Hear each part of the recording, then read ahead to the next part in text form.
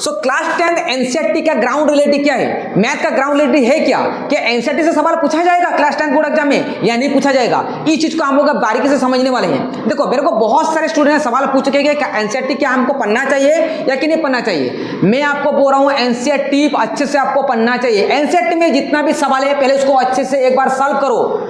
अगर एनसीईआरटी का सवाल अगर अच्छे से सॉल्व करोगे तो बाकी क्वेश्चन तुमको क्या जाएगा अच्छे से सॉल्व कर सकते हो। कोई भी रेफरेंस बुक अगर फॉलो कर रहे हो, मैं नहीं बोल रहा हूं कि बस एनसीईआरटी से पूरा के पूरा सवाल आएगा, लेकिन एनसीईआरटी अगर तुम लोग अच्छे से प्रैक्टिस कर रहे हो और उसके साथ साथ कोई रेफरेंस बुक अगर फॉलो कर रहे हो तब जाके तुम्हारा आउट ऑफ 100 से तुम लोग का 100 मार्क आ सकता है। अदरवाइज अगर बोलना एनसीईआरटी पढ़ के चले जाओगे तब भी खराब मार्क आएगा। कोई रेफरेंस में क्या पढ़ो, इसलिए तुम लोग एनसीईआरटी को तो पढ़ना ही पढ़ना है। एनसीईआरटी के साथ साथ और एक बुक आता है जिसको बोलते हैं एनसीईआरटी एग्जाम्पलर, उसको भी सॉल्व करो। जिसकी वजह से क्या होगा, तुम लोग पूरे तरह से क्या होगा, बेसिक फंडामेंटल एनसीईआरटी पढ़ने के बाद क्लियर हो जाएगा, ताकि तुम लोग कोई भी सवाल हो जैसे कि सॉल्व कर सकते हो। मैं तुम लोगों को देखो एक सेट दिखा रहा हूं जो कि प्रीवियस ईयर क्वेश्चन है। यहां पे हम लोग देख सकते हैं तो एनसीईआरटी से कितना सारा सवाल पूछा जा चुका है।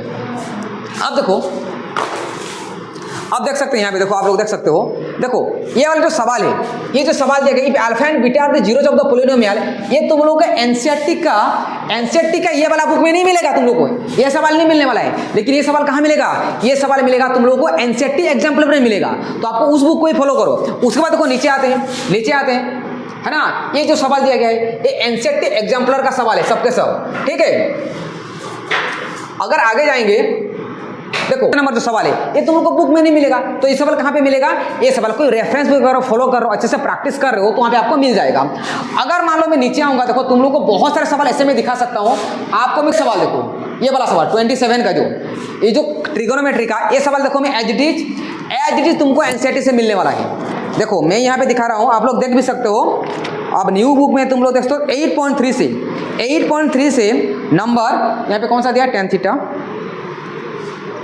हाँ देखो नंबर 4 से आप लोग देख सकते हो, नंबर 4 का थर्ड नंबर भी tan theta by 1 minus cos theta plus cot theta by 1 tan निकलो 1 plus sec theta into cosec theta. As it is सवाल पूछा जा रहा है, ठीक है। तो इसका मतलब क्या समझ में आ रहा है, देखो ये वाला सवाल भी है। तो आपको क्या करना है, तो इससे क्या समझ में आता है कि इससे समझ में तो ये आता है कि आपको एनसीईआरटी पढ़ना है, एनसीईआरटी को इग्नोर नहीं करना है। एनसीईआरटी अच्छे से प्रैक्टिस करो, प्रैक्टिस करने के बाद एनसीईआरटी एग्जाम्पल के साथ साथ में करो, और उसके साथ साथ अगर बहुत ज़्यादा क्वेश्चन अगर प्रैक्टिस करना चाहते हो और पूरा आउट ऑफ 100 से 100 मार्क लाना चाहते हो तो आप लोग क्या कर सकते हो, कोई भी रेफरेंस बुक जैसे कि आर.डी. शर्मा हो गया या भी अपने हिसाब से जो भी बुक आपको पसंद है उस बुक को आप लोग फॉलो कर सकते हो, ठीक है। यूट्यूब चैनल में क्या करते हैं, बहुत सारे ऐसे बाहर का सवाल करते हैं जैसे कि आर.डी. शर्मा का हो गया, फिर और भी बहुत सारे रेफरेंस बुक का हम लोग सवाल लोग प्रैक्टिस करते हैं। तो अगर आप इस चैनल में नए हो तो प्लीज़ मेरे वीडियो को लाइक कीजिए, सब्सक्राइब करो। और हम लोग क्या करेंगे, ऐसे ही जो बाहर का क्वेश्चन है, प्रीवियस ईयर क्वेश्चन वगैरह जो कुछ भी है, इसको हम लोग इस चैनल में तुम लोगों को मिलने वाला है। So thank you for watching and God bless you all.